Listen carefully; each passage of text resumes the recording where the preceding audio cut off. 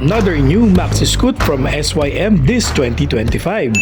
Sobrang perfect para sa long ride nito at pasok din sa modern day specs. Malaki ang upuan, malapad na footboard at malalim na underseat compartment. Nakasya ang dalawang helmet. Updated tech specs at importante, abot ito ng Filipino height. Our next 2025 Maxi Scoot is Maxim GT. Tara, pag-usapan natin ng specs nito at expressway legal din itong scooter na to. Kaya pwede ka mag-Baguio, balikan. Let's go!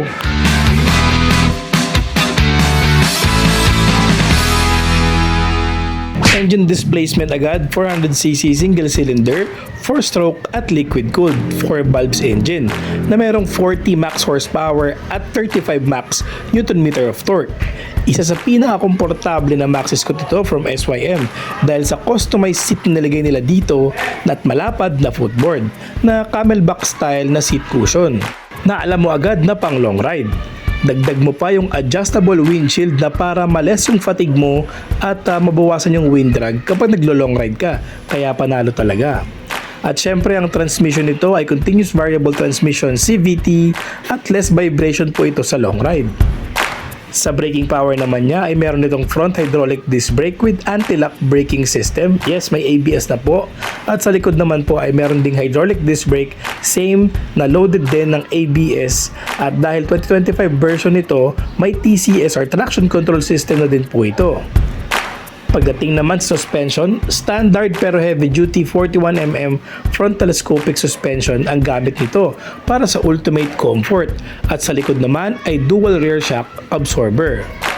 Para sa side na gulong naman tayo, sa mga sizes nitong Maxim GT, meron nitong 15-inch na front wheel, 14-inch rear wheel. Or to be exact, 120/70/50 ang front tire, 160/60/14 ang rear tire niya. Ngayon sa overall dimension naman ni Maxim GT, meron itong 780mm na seat height at 2,230mm na haba, 820mm na lapad at 1,455mm na taas. So, Maxi Scoot feels at comfortable talaga ang ganyang design. Wheelbase din nito ay 1,555mm at ang curb weight niya 215 kg. Sakto lang sa kategory niya. Pagdating naman sa gasolina or sa fuel capacity, talaga namang hindi ka mabibitin sa long ride dahil meron nitong 13 liters na fuel capacity. Para sa Maxi Scoot na 400 category, pasok naman ang specs nito para sa displacement niya. Ngayon, check natin yung ibang mga features niya at ibang mga in-update ngayong 2025 version. Let's start sa electronics. Naka-smart keyless system na ito with answer back and alarm. Meron din itong updated na TFT display with phone connectivity. Yun ang pinakapanalo. Talagang modern day specs. At mga updated design icons tulad ng traction control system, ABS, advanced brake light ABL system, check engine icon, trip meter icon, battery meter icon, and also it comes with 2 big front compartment pocket na kasyang-kasya ang mga important na gamit mo. And meron itong fast charging USB socket sa mismong compartment. Kitang-kita nyo na updated na ito pagdating sa tech and specs niya. Ngayon sa mga ilaw naman niya.